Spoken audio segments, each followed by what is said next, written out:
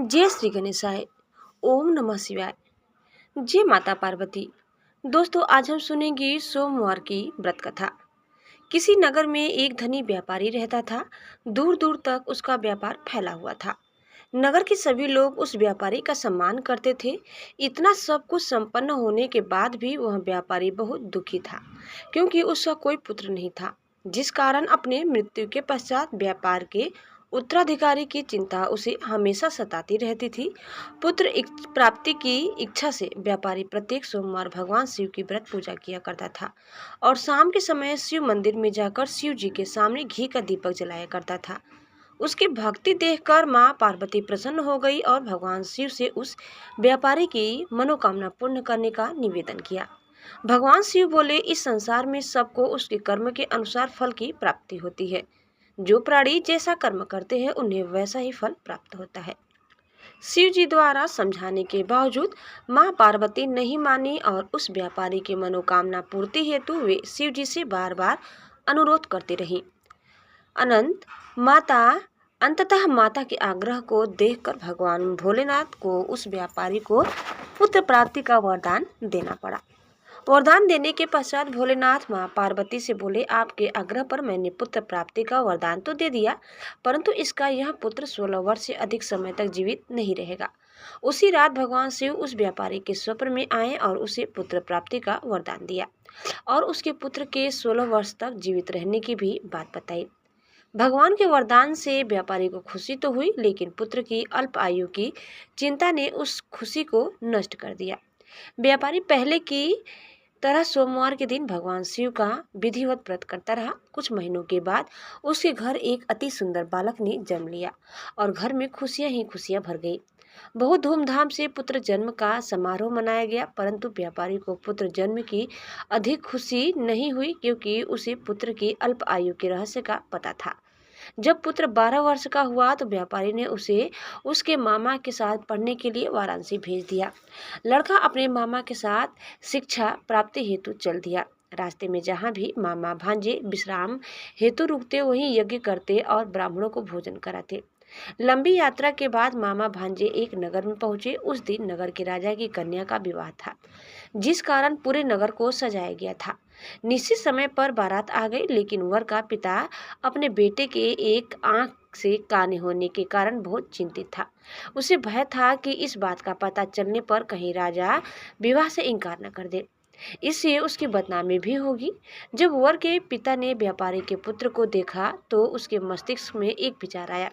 उसने सोचा, क्यों न इस लड़के को दुल्हा बनाकर राजकुमारी से विवाह करा दूं। विवाह के बाद इसको धन देकर विदा कर दूंगा और राजकुमारी को अपने घर ले आऊंगा। वर के पिता ने लड़के के मामा से इस संबंध में बात की। मामा ने धन मिलने के लालच में वर के पिता की बात स्वीकार कर ली। लड़के को दूल्हे का वस्त्र पहनाकर राजकुमारी से विवाह कर दिया गया।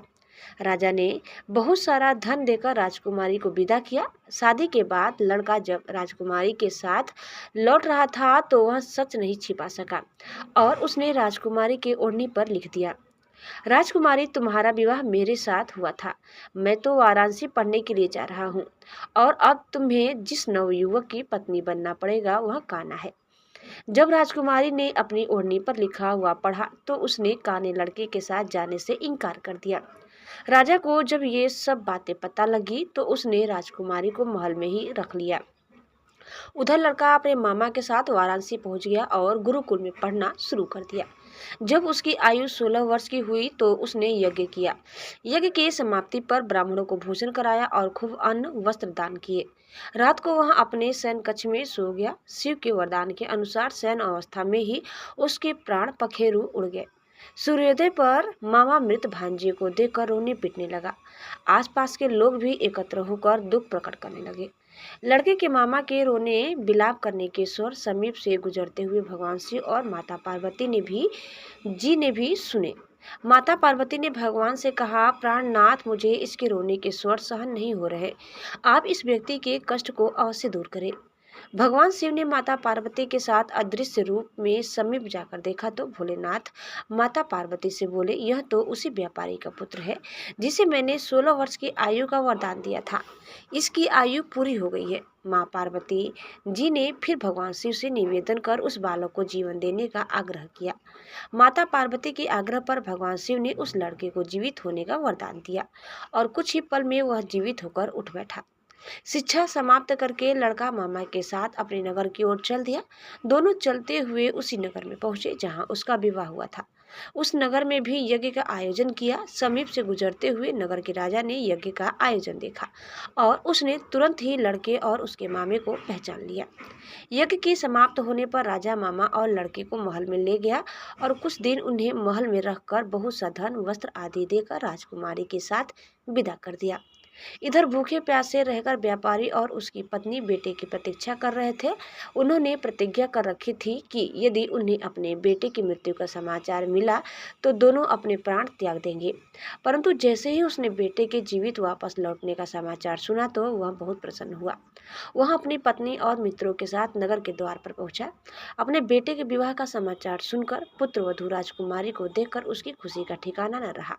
उसी रात भगवान शिव ने व्यापारी के स्वप्न में आकर कहा, हे सृष्टि, मैंने तेरे सोमवार के व्रत करने और व्रत कथा सुनने से प्रसन्न होकर तेरे पुत्र को लंबी आयु प्रदान की है।